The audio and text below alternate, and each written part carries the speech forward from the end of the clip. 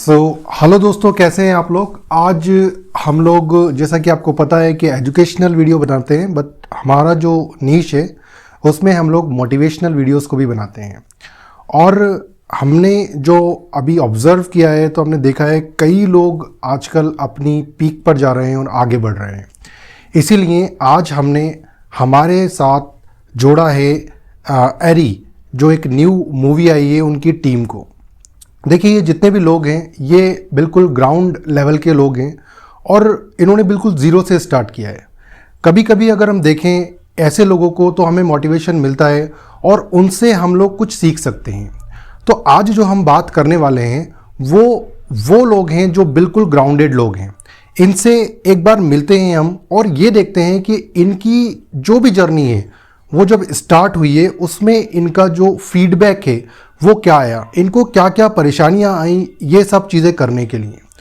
तो जैसे अगर आज हम इस चीज़ को सोचें कि हम कोई चीज़ नई स्टार्ट करते हैं तो टाइम टू टाइम हमें ये देखना पड़ता है कि उसको किस तरीके से स्टार्ट करें। हम पहला स्टेप लेने से ही बहुत ज़्यादा डरते हैं, बट अगर किसी चीज़ की शुरुआत करनी है हमें तो उसको और अच्छे आगे कैसे लेके जा सकते हैं और किस तरीके से उसको अपनी पीक पर लेके जा सकते हैं, आज हम लोग समझेंगे इस टीम के साथ। तो मैं सबसे पहले चाहूँगा कि एक एक करके हमारे जो कोलीग्स हैं, हमारे जो साथ आए हैं, वो अपना इंट्रोडक्शन दें और इंट्रोडक्शन के साथ ये बताएं कि उनका इस मूवी के अंदर कैरेक्टर क्या है।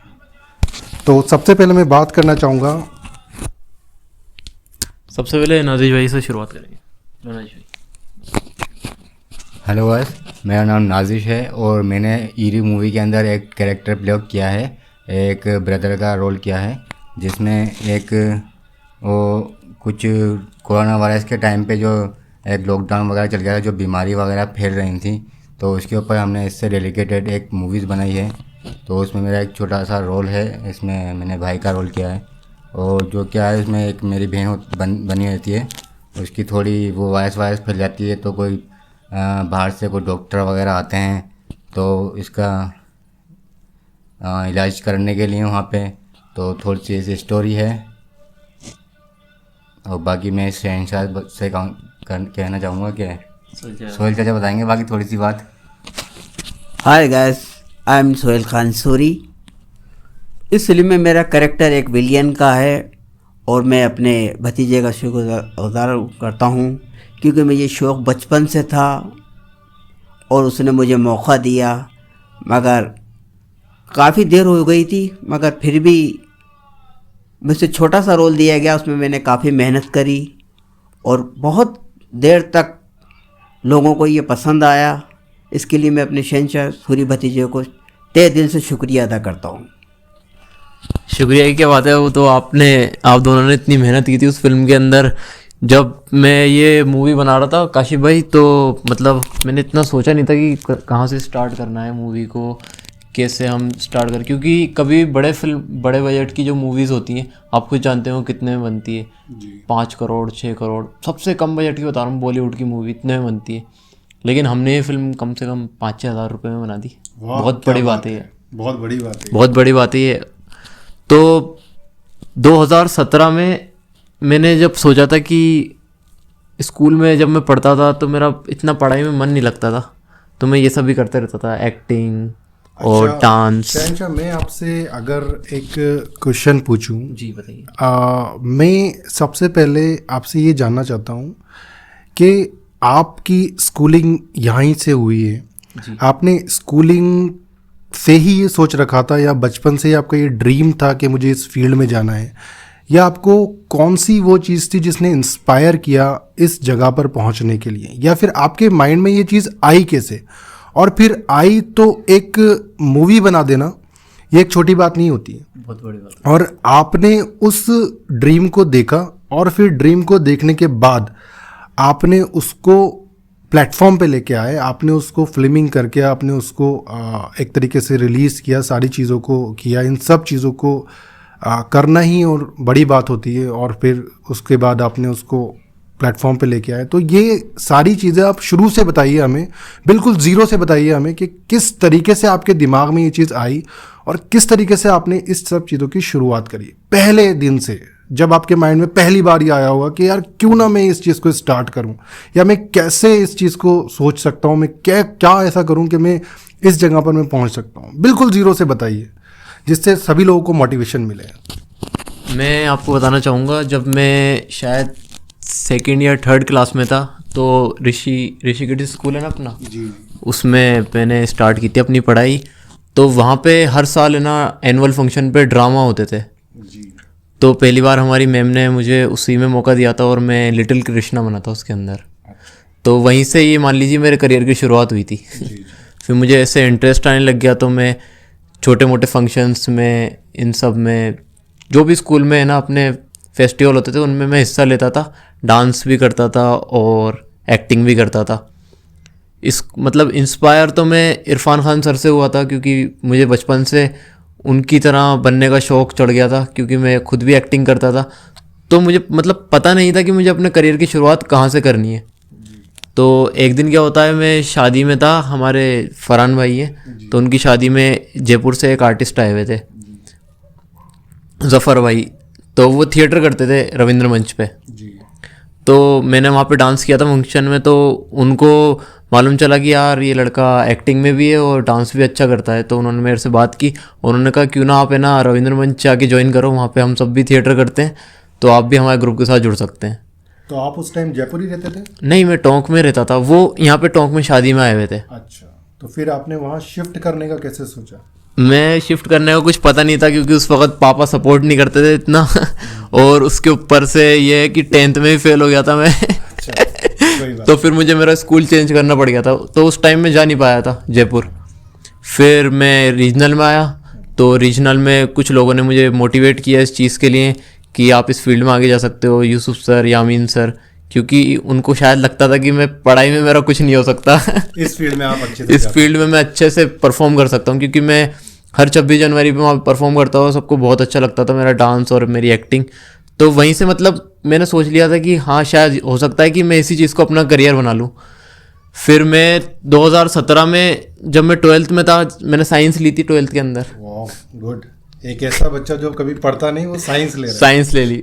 और उसके बाद जब मैं वहाँ पे थिएटर कर रहा था जयपुर के अंदर, तो 2 महीने मैंने थिएटर किया। तो वहाँ पे हमारे समीर सर थे, उन्होंने मुझे एक्टिंग सिखाई। तो पहले तो फीस लगती थी वहाँ पे 30-40 हज़ार रुपये।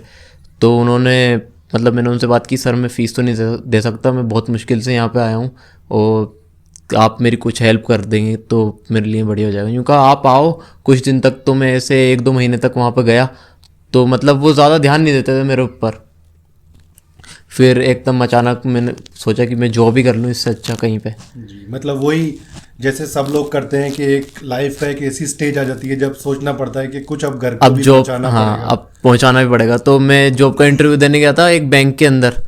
तो उस वक्त मैं शायद 17 साल गई था। तो उन्होंने कहा था आपकी एज कम है तो आपका अभी हो नहीं सकता, तो अभी आप क्या जॉब के लिए एलिजिबल नहीं है।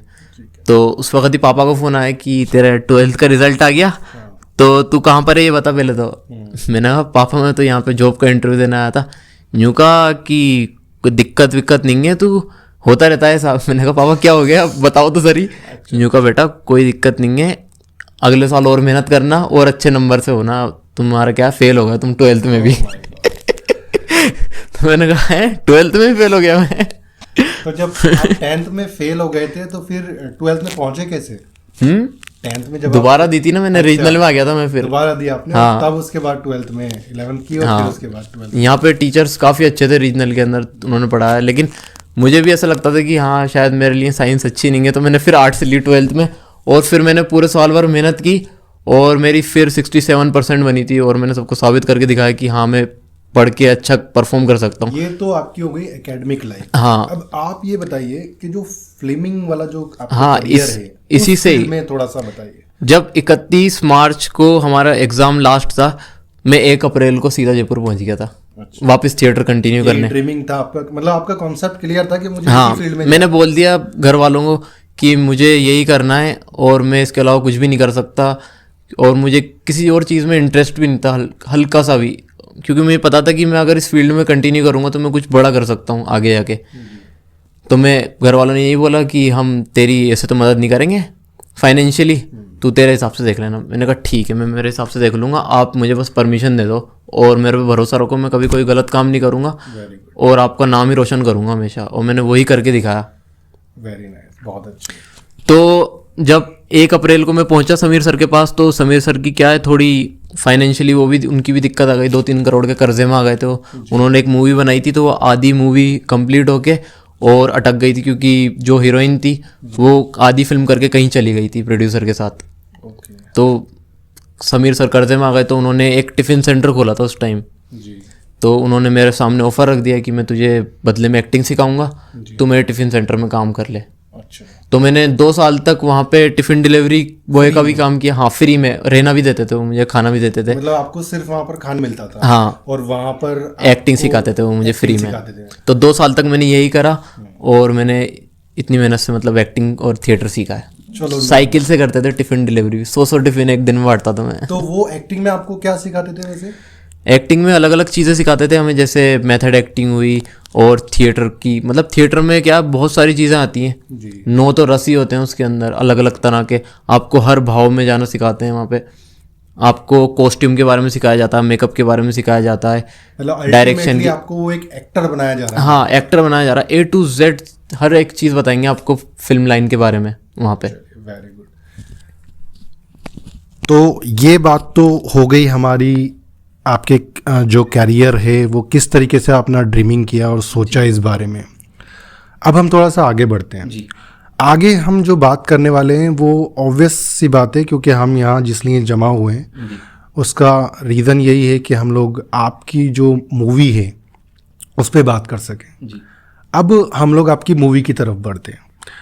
ये जो मूवी है, क्या नाम था इसका? Eerie a terror of zombie virus. Eerie a terror of zombie virus. ये ऐसा साउंड मतलब मुझे लग रहा है जैसे वो रेजिडेंट इविल एक मूवी है उसकी तरह मुझे साउंड कर रहा है थोड़ा सा। वैसी है, कुछ वैसी ही है, लेकिन बहुत अलग है उससे। अच्छा, वैसी है, कुछ बहुत अलग है। चलो ठीक है, कोई बात नहीं, हम मान लेते हैं आपकी बात। जैसे रेजिडेंट इविल मैंने देख रखी है और गेमिंग का क्योंकि मुझे बहुत ज़्यादा शौक है तो मैंने गेम भी उसका खेल रखा है। बाकी का आपकी जो मूवी है इसके अंदर पहले तो ये बताइए जो कैरेक्टर हैं जी, इनको चूज कैसे किया, और आपके पास जब बजट नहीं है और इतने सारे कैरेक्टर को आप इन्वॉल्व कर रहे हो, तो ये लोग क्या फ्री में ही काम कर रहे थे या इन्होंने आपसे कुछ फंडिंग भी लिया, पैसा भी लिया? क्योंकि अगर किसी भी को भी देखोगे आप, ये सारे लोग अपना काम, अपना घर, सब चीज़ें छोड़ के आपको टाइम दे रहे हैं। अगर ये टाइम दे रहे हैं तो इसके बदले इन्होंने मतलब क्यों इस काम को किया, प्रेफरेंस क्यों दिया? क्योंकि इन सबको उम्मीद थी कि हम चाहे कितनी मेहनत कर लें या फिर शहंशाह भाई अकेले चाहे कितनी मेहनत कर लें, कभी उस लेवल तक हम नहीं पहुंच सकते जिस लेवल पे हमें पहुंचना है। तो उनको मेरे पे भरोसा था और मुझे उन पे, और मैं उन सबको यहाँ से लेके वहाँ तक ले गया। बहुत अच्छी बात है, हमने ये क्वेश्चन आपसे जानबूझकर पूछा है क्योंकि आजकल देखा गया है, क्योंकि आप कितना ही कुछ भी कर लो, फाइनेंशियल जैसे आपके साथ भी एक प्रॉब्लम रही है, बट हो सकता है कि हर एक का एनवायरनमेंट अलग होता है, हर एक की जर्नी अलग होती है और हर एक की एक बुक अलग होती है। क्योंकि जब एग्जामिनेशन अलग अलग होंगे तो उनका ऑब्वियस सी बात है, उनके क्राइटेरियाज भी अलग होंगे।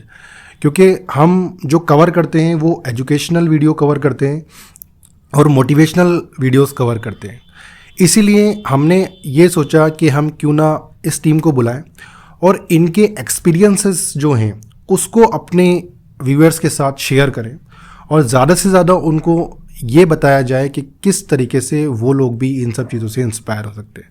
और मैं आपके लिए और आपकी टीम के लिए बहुत ही बेस्ट फ्यूचर के बारे में देख रहा हूँ और मुझे लग रहा है कि आप, क्योंकि आप विदाउट मनी जब कोई काम होता है तो उसमें मोहब्बत होती है बहुत ज़्यादा, और वो जो मोहब्बत है वो आपको हमेशा आगे लेके जाती है और मैं ये सोचता हूँ ये एक बहुत अच्छा काम है। तो ईरी क्या मैं करेक्ट हूँ? जी सही, ठीक है। ईरी जो है ये फिल्म आपके सबसे पहले इस फिल्म का आइडिया कहाँ से आया और क्या आपने सोचा कि इस फिल्म को हमें बनाना चाहिए और क्यों बनाना चाहिए? ये मुझे आइडिया आया था जब 2020 में लॉकडाउन लगा था, तो लोग क्या उसमें बहुत बीमार पड़ रहे थे और कुछ लोग क्या मर भी रहे थे। तो मैंने ऐसे बैठे बैठे सोचा कि वैसे भी खाली टाइम तो है ही, कुछ कर नहीं रहे, तो एक स्टोरी लिख ली जाए, ठीक है। क्योंकि मार्केट, हाँ स्क्रिप्ट लिख ली जाए, क्योंकि हमने थिएटर में सीखी थी स्क्रिप्ट लिखना, तो वहीं से मुझे राइटिंग का शौक लगा था। वो मेरी पहली स्क्रिप्ट थी, और फिर मैंने धीरे धीरे क्या है शॉर्ट फिल्म्स भी लिखी। पहले मैंने ट्रायल लिया कि क्या हम फिल्म बना सकते हैं, तो मैंने शॉर्ट फिल्म्स बना के फिर बड़ी फिल्म पे गया। तो इस फिल्म में मैंने थोड़ा मॉडिफाई कर दिया, मतलब कोरोना वायरस को ही एक ज़ॉम्बी वायरस दिखा दिया। और जैसा कि हम सब जानते हैं कि आजकल माहौल कैसा चल रहा है, हिंदू मुस्लिम सिख ईसाई ये सब आपस में लड़ झगड़ के और कमज़ोर हो रहे हैं। लेकिन मैंने मेरी फिल्म के अंदर ये दिखाया है कि हमें तो लड़ने की ज़रूरत ही नहीं है, लड़वा तो हमें कोई और ही रहा है। वेरी गुड, बहुत अच्छी बात है। और ये क्लैपिंग की बात भी है। आई होप कि आपको ये जो चीज़ जो मेरा मेन मैसेज है ना, वो इसी फिल्म के अंदर यही है। बहुत अच्छी बात है। मतलब हमें सबसे पहले आपस में नहीं लड़ना चाहिए, क्योंकि हमें लड़ाने वाला जो है उससे लड़े हम पहले। बहुत अच्छी कोई बात और ही है, वो कोई और ही है। वो आपको फिल्म के अंदर मालूम चल जाएगा। अच्छा, तो आपने ये जो फिल्म का क्या टिकट विकेट रखा है क्या इसका? हाँ, इसका ऑनलाइन टिकट तो 50 रुपीज़ है जी। और अभी 9 से 13 फरवरी के बीच में जो जीटी के अंदर हमारी फिल्म लगेगी, उसकी डेट अभी अनाउंस नहीं हुई। अच्छा, जिस दिन भी डेट अनाउंस हो जाएगी तो मैं वो हो ऑनलाइन सकता है हमारा ये जब वीडियो रिलीज हो, जब हम इसको डालें उस टाइम तक हो गई, तो उसके साथ ही डाल देंगे हम हाँ इसको। उसी के साथ डाल देंगे, हम मेंशन कर देंगे, date मेंशन को। कर देंगे। तो वो जहाँ भी लगेगी उसका फ्री ऑफ कॉस्ट लगेगा, और वो सिनेमा रिलीज होगी, तो आप सब उसको ज़रूर देखना। अच्छा, ये जितने भी एरी के शूट हैं, ये लोकेशंस इनकी क्या रही हैं? लोकेशंस कहाँ कहाँ पे हैं? इसकी तैयारी तो हमने कम से कम 2 साल तो तैयारी में लग गए थे मुझे। तैयारी मतलब किस तरीके की तैयारी? सबसे पहले तो मैंने स्क्रिप्ट लिखी, फिर उसके हिसाब से मैंने अपने माइंड के अंदर कैरेक्टर्स को सोचा कि क्या क्या कैरेक्टर हो सकते हैं इस फिल्म के अंदर। फिर मैंने कास्टिंग की। सबसे पहले मैं सोहेल चाचा के पास गया। मैंने कहा चाचा, ये आपकी क्या रिलेशन? ये नहीं, मेरे ये सगे चाचा हैं, सगे रियल चाचा हैं ये मेरे। तो ये क्या है, बचपन से बहुत ही अच्छी एक्टिंग करते हैं। मैंने इनके साथ 2-3 वीडियोस बनाए, तो मुझे ऐसा लगा कि हाँ, मुझे उन थिएटर के जो वहाँ पे मेन रोल्स करते हैं ना, उनको लेने की उनकी ज़रूरत नहीं है मुझे, मेरे चाचा ही कर लेंगे इस रोल को। और उनसे बहुत अच्छी करी कसम से उन्होंने। जो फील वो ये इन्होंने दिया है ना इस फिल्म में, वो कोई और एक्टर नहीं दे सकता। ब्लड में है ना वो। हाँ, इरफान खान का जैसा है यहाँ पर मोस्टली लोग हाँ उनसे इंस्पायर है, और इसी वजह से एक तरीके से मोटिवेशन भी मिलता है उनसे। अच्छा। फिर मेरे पास नाजिश भाई आए, जो कि इस फिल्म के बहुत ही एक स्ट्रॉन्ग कड़ी थे। अगर ये नहीं होता सही में फिल्म नहीं बना सकता था मैं अकेले, तो बिल्कुल भी। ये अब्दुल्ला की दुकान के पास खड़े होके हाय कि शंशे भाई, आज़ाद भाई ने मुझे भेजा है, तो क्या है आपकी फिल्म का? मैंने कहा यार आप देख लो, इसमें ये 3-4 कैरेक्टर्स हैं, आप बताओ कौन सा करना चाहोगे। तो इन्होंने बोला कि यार आपके हिसाब से देख लो, जो भी आपको सूटेबल लगे। मैंने कहा यार फर्स्ट टाइम है आपका, तो ये वाला कैरेक्टर कर लो आप, ब्रदर वाला। तो इन्होंने बोला चलो ठीक है, मैं इसके लिए तैयारी करता हूँ। इन्होंने दाढ़ी वाड़ी बढ़ाई, बाल वाल बढ़ाए। फिर हम इसमें लग गए तैयारियों में अलग अलग। फिर मैं नाजिश भाई और सलमान भाई, हम लोकेशंस देखने जाते थे अलग अलग जगह पे। मैं आपसे यही पूछना चाह रहा हूँ कि लोकेशन मतलब कहाँ कहाँ रही है? एक लोकेशन तो अपने क्या कहते हैं नाजिश भाई, वो पीछे वाली जगह कौन सी जहाँ पे अपन गए थे, जहाँ पे फांसी देते थे ना? बता सकते हैं आराम से, कोई दिक्कत। टोंक के अंदर ही हुई है। टोंक पूरे टोंक में हुई है, और बस एक शूट के लिए हमें बाहर जाना पड़ा था। कौन सा गाँव था? बस्सी गाँव के अंदर गए थे हम। एक सीन वहाँ का है। मतलब आपका जो मोस्टली शूट रहा है वो टोंक में, जो कि 90% शूट अपना टोंक में हुआ है। राजस्थान का एक डिस्ट्रिक्ट है टोंक, नवाबों का शहर। पूरा शूट किया है जी। और आप भी वहीं से बिलोंग करते हैं? जी, मैं भी यहीं से बिलोंग करता बाकी हूँ। सब भी वहीं से? हाँ, सब यहीं से ही हैं, सब टोंक के हैं, पूरी कास्टिंग टोंक की है। मतलब टोंक का नाम रोशन कर रहे हैं जी। चलिए भाई।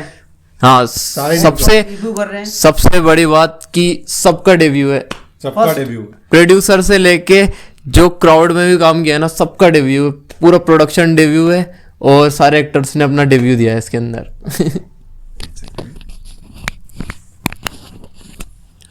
चलिए, काफ़ी अच्छा लगा ये सुन के कि टोंक जो नवाबों की नगरी है वहाँ से आप लोगों ने शूट किया है, और सारे जो कैरेक्टर हैं वो भी आई थिंक टोंक के ही हैं। जी, सब टोंक। तो सब टोंक के ही हैं। इसका मतलब ये है कि हमें आने वाला शाहरुख खान और सलमान खान टोंक से मिलेगा, हो सकता है, या फिर इरफान खान। इंशाल्लाह। चलिए कोई बात नहीं, मिल ही भी सकता है, ज़रूर मिल सकता है। जब आप लोग इतनी मेहनत कर रहे हैं तो क्यों नहीं मिलेगा। अगर वो लोग नहीं मिले तो शहनशाह सूरी खान तो मिल ही जाएगा। चलो, किसी को कॉपी नहीं करना, खुद का अपना एक खुद का कैरेक्टर बनाना, यही बड़ी बात है। अब हम थोड़ा सा आगे चलते हैं। तो ये जो स्टोरी है ये ज़ॉम्बी पे है आई थिंक। हाँ, ये ज़ॉम्बी वायरस के ऊपर। ज़ॉम्बी वायरस के ऊपर है। ज़ॉम्बी मतलब कोई वायरस के थ्रू फैल जाता है या कुछ बताना चाहेंगे थोड़ा बहुत, जिससे व्यूअर्स को एक आइडिया हो जाए कि किस तरीके की स्टोरी है, थोड़ा बहुत अगर आइडिया देना चाहें तो। इसमें ऐसा होता है कि इसमें दो अलग अलग साइंटिस्ट की कहानी चलती है।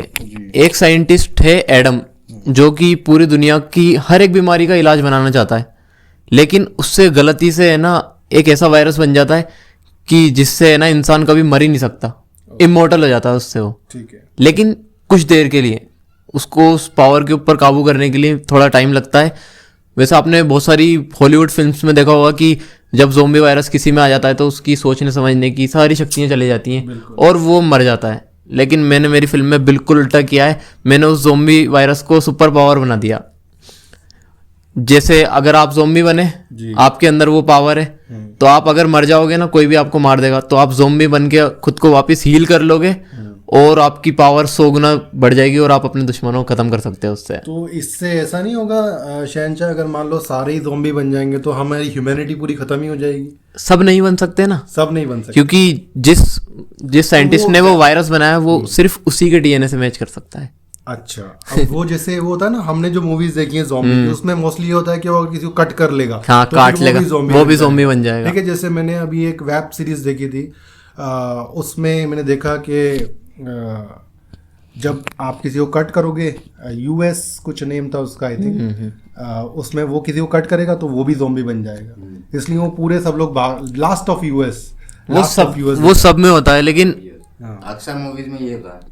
लेकिन हमारी वाली फिल्म में है ना, अगर वो किसी को काटेगा ना तो थोड़ी देर के लिए ज़ॉम्बी बनेगा, लेकिन उसमें वो पावर नहीं आएगी। अच्छा। इमॉर्टल वाली, क्योंकि वो डीएनए की वजह से। अच्छा अच्छा। और वो नॉर्मल ज़ॉम्बी बनेगा। लेकिन अल्टीमेटली ये है कि वो ज़ॉम्बी बने, जो ज़ॉम्बी पे है उस पे पूरा सीन है। हाँ, तो लेकिन आप हमने ज़ॉम्बी बने? हाँ, मैं ज़ॉम्बी बन जाता हूँ उसके अंदर। मैंने डबल रोल किया है, डबल रोल? सूरी भी मैं ही था और एडम भी। दोनों ही आप थे? हाँ, दोनों ही मैं था। चलो, बहुत अच्छी बात है। अच्छा, मुझे ये बताइए कि ये जो आपकी मूवी है, इसमें आपको सबसे बेस्ट सीन कौन सा लगा? मतलब आपको जो सबसे ज़्यादा पसंद हुआ कि मुझे ये सीन बहुत अच्छा लगा आपके हिसाब से? वैसे तो मैं किसी सीन की बुराई नहीं करना चाहूँगा, क्योंकि सारे सीन्स बहुत मेहनत से शूट किए थे हम लोगों ने। वैसे सबसे अच्छा सीन तो, और सबसे ज़्यादा जिसमें मेहनत लगी थी, वो था हमने जो 5 मिनट तक कंटिन्यू कैमरा चलाया था वन टेक में। वो सबसे मुश्किल था, कि उसमें हमारे कम से कम 30 से ऊपर रीटेक हुए थे और मेरी हालत ख़राब हो गई थी, क्योंकि उसमें मुझे 10 से भी ज़्यादा ज़ॉम्बीज से एक साथ लड़ना पड़ रहा था। और वो सारा एक्शन सीन था, हमारे कभी सर पे चोट आ रही थी, कभी घुटने छिल रहे थे, लेकिन हम सुबह से कुछ भी नहीं कर सकते थे, हमें वो करना ही था। मैंने सुना है कि इसके डायरेक्टर भी आप ही? जी, डायरेक्टर प्रोड्यूसर। जब आप एक्टिंग कर रहे थे तो डायरेक्ट कौन कर रहा था? मैं उनको अच्छा, पहले से हमने, आप ही बने थे उस टाइम? हाँ, एक्टर भी आप ही बने एक्शन कोरियोग्राफी भी मैंने ही की है, मेकअप भी मैं ही कर रहा था। आप ही कर रहे थे। अल्टीमेटली पूरी जो फिल्म है वो आपके अराउंड ही घूमेगी। हाँ। तो ज्यादातर कैरेक्टर का इन्वॉल्वमेंट कितना है? ये मान लीजिए कि सबने, जितने भी एक्टर्स हैं, जिनको भी कुछ भी परेशानी आई डायलॉग्स बोलने में, मैंने उनको खुद करके दिखाया कि भाई तू ये देख और इसको सेम कॉपी पेस्ट मार दे तू, तो बस। अच्छा, मतलब उनको आपने पूरा करके दिखाया मैंने।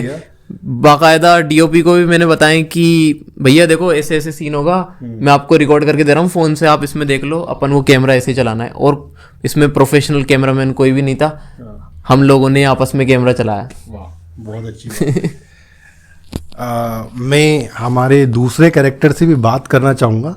आपसे तो बहुत सारी बातें कर ली, और पहले मैं ये जानना चाहूँगा कि इन लोगों का रोल क्या है, आप लोगों का रोल क्या है, एक एक करके आप बता सकते हैं। और आप ये बताइए कि अगर ऐसी मूवीज़ आने वाले टाइम में आपको और ऑफ़र की जाए तो आप उसमें साइड एक्टर पे ही डिपेंडेंट रहेंगे या हीरो के कैरेक्टर पे भी जाना चाहेंगे? ऑब्वियसली बात है, इसका आप आंसर यही देंगे कि हाँ हम ज़रूर जाना चाहेंगे। बट मैं आपसे ये पूछना चाह रहा हूँ कि आपका ड्रीमिंग क्या है? मतलब आप क्या सोचते हैं कि आपका फ्यूचर कैसा होना चाहिए आने वाले टाइम में, और किस तरीके से देखा आपने मूवी में, एक्सपीरियंस बताइए, अपने एक्सपीरियंस शेयर करिए कि क्या आपको मिला इस मूवी से और आगे आप और क्या कर सकते हैं, एक एक करके आप बताएं तो बेहतर रहेगा।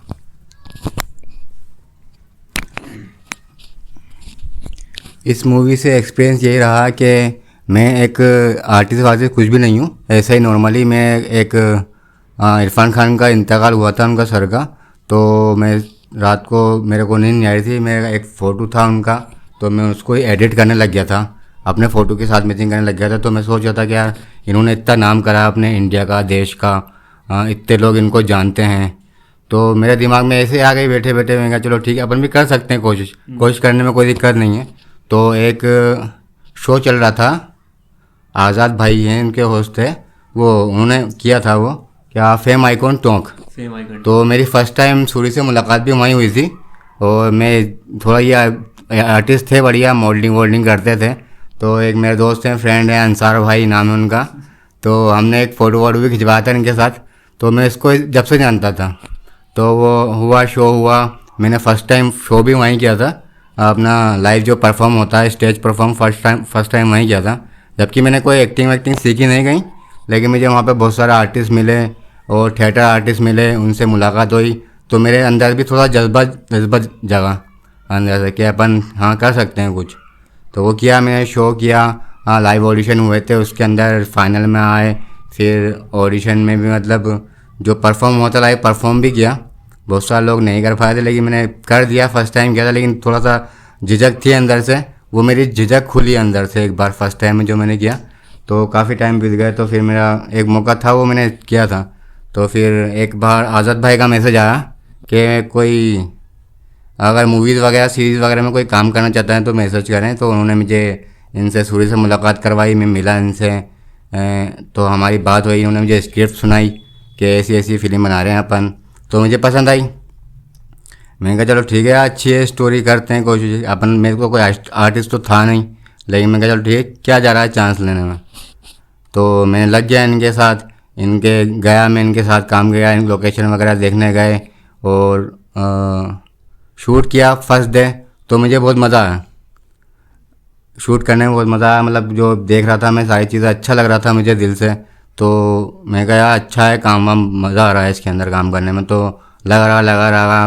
और बहुत सारे लोगों ने मतलब ये कि साथ भी छोड़ दिया था, बहुत सारे लोगों ने डिमोटिवेट कर रहे थे बीच में, तो लेकिन हमने परफॉर्म मतलब छोड़ा नहीं, इस काम को करते रहे, कंटिन्यू करते रहे। तो लोग बाग हमसे जुड़ते गए, बहुत सारे लोग आते गए, बहुत सारे नाम हैं, कासिम हैं और चेतन हैं, अनुराधा है और जव्वाद है, बहुत सारे सोहेल भाई हैं और क्या कहते हैं बिट्टू है, सबके नाम में बहुत सारे आर्टिस्ट हैं, अयाज हैं, हैदर, बहुत सारे लोगों ने मतलब एक सपोर्टिंग के रोल में ही काम किया है। हम सब ने एक दूसरे को सपोर्ट करते हुए, कोई दिक्कत नहीं है किसी चीज़ की, कैमरा वैमरा सब रवि भाई हैं, रवि भाई ने पूरा शूटिंग किया है मूवी को। तो मतलब बहुत अच्छा एक्सपीरियंस रहा है कुल मिला के। और कम से कम ये 1-2 साल से हम इसमें शूटिंग कर रहे हैं इसकी, और अभी रिलीज़ हुई है फिल्म अल्हम्दुलिल्लाह। जयपुर फेस्टिवल में इसका नाम आया है, अनाउंस हुआ है, 39 फिल्मों में से एक हमारी सिलेक्ट की गई है, तो ये बहुत अच्छी बात है हमारे लिए। और हम काम करते गए, हमने सोचा नहीं था कि ऐसा हो जाएगा, लेकिन अल्लाह ने चाहा कि तो ऑटोमेटिक वो सब कुछ होता गया। अभी हम तो अखबार में भी हमारी न्यूज़ आई थी फ्रंट पेज पे, तो बहुत अच्छा लगा था। मैंने घर वालों को बताया तो घर वाले भी बहुत खुश हो रहे थे, लेकिन हमने बस ये है कि खेलते खेलते हमने कर दिया काम, अल्लाह का शुक्र, अल्लाह ने हमारी इज़्ज़त रखी थी। और एक्सपीरियंस बहुत अच्छा था, सबने अच्छा काम करा है। बहुत दिक्कतें आई इस काम में, और शूट पे जाते थे हम तो वो ऑटो में जाते थे, ऑटो में शूट पे जाते थे वहाँ पे, तो वहाँ पे पिंचर हमारे पास क्या है, ट्रैवलिंग का भी वो नहीं था कि हमारे पास कि ट्रैवल कैसे करें हम सब, तो हम ई रिक्शा का यूज़ किया हमने, जो टॉक में चल रही है। हम लोग सारे ई रिक्शा में बैठ के जाते थे और लोकेशन में पहुंच गए। मैं आपको बहुत ही फनी एक किस्सा सुनाना चाहूँगा। तो मेरा छोटा भाई है नायाब, वो भी उसमें आर्टिस्ट है फिल्म के अंदर, तो हम सब वहाँ पे शूट कर रहे थे, क्या नाम है, पुरानी कोठी, कच्चे बंदे पे शूट कर रहे थे। तो वहाँ तक तो ई रिक्शा आना इम्पॉसिबल है, लेकिन वो मेरा भाई उसको पता नहीं कैसे मना के लिया। तो जब हम जा रहे थे ना शूट पे से, तो ई रिक्शा वाला देखा हमें कि यार ये कौन आ रहे हैं खून में लथपथ होके, क्या क्या कांड वांड करके आ रहे हो तुम सब, गने हाथों में, तुम्हारे चाकू हाथों में। तो वो थोड़ा वो जैसे ये रेड, मैंने भी आपका वो जो ट्रेलर है वो देखा है, उसमें जो रेड है वो क्या क्या जैम है, वो फूड कलर है, फूड कलर और ब्लड की तरह है वो। हाँ, फूड कलर प्लस हनी और वैसलीन, इससे क्या है आप प्रोफेशनल एक रेड ब्लड बना सकते हो। चलो